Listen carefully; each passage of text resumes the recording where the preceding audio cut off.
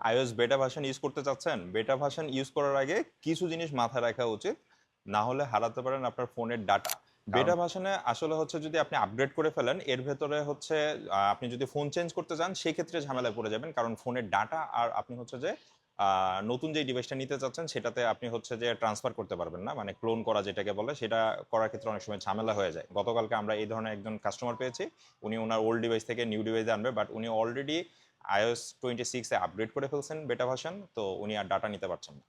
তো ডাটা যে নিতে পারছে না শুধু এইটাই না, iOS বেটা ভার্সন যেটা, সেটা তো আসলে অসম্পূর্ণ একটা সফটওয়্যার। এটার হচ্ছে আপনার অনেক ধরনের প্রবলেম হতে পারে, ফোন ল্যাগ করতে পারে, অ্যাপস হচ্ছে যে বের হয়ে আসতে পারে অ্যাপ থেকে, এরপর হচ্ছে যে ফোন রিস্টার্ট হতে পারে। আর 26 যারা ইউজ করতেছেন অনেকে বলছে যে এটার ব্যাটারি ব্যাকআপ খুব একটা ভালো পাচ্ছে না, ব্যাটারি অটোমেটিকলি খুব ড্রেন করতেছে, এই ধরনের অনেক ধরনের ইস্যুস আছে। এবং আরও প্রবলেম হতে পারে যেটা হচ্ছে যে আপনার প্রয়োজনীয় যে অ্যাপসগুলো আছে, যেমন বাংলাদেশে অনেকে আপনার ডোমেস্টিক কিছু ব্যাংকিং অ্যাপস ইউজ করেন অথবা বিকাশ অ্যাপস ইউজ করেন, এগুলো অনেক সময় ল্যাগ করতে পারে বা কাজ নাও করতে পারে। তো সেই ক্ষেত্রে আসলে বেটা ভার্সনটা ইউজ করা থেকে বিরত থাকাই আপাতত মনে হয় ভালো। যদি খুব প্রয়োজন না হয়, আসলে বেটা ভার্সন 26-এ অনেক নতুন নতুন ফিচার্স অ্যাড হয়েছে, অ্যাপেল অ্যাড করেছে, যেটা হচ্ছে লিকুইড গ্লাসের মতো খুব সুন্দর সুন্দর ফিচার্স আছে।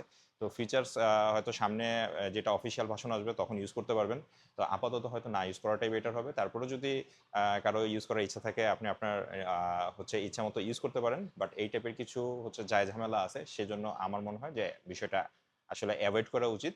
তো এই টাইপের যারা টিপস চাচ্ছেন তারা আমাদের সাথেই থাকুন, ডিজমোর সাথে থাকুন, লাইক এবং কমেন্ট করবেন। Thank you.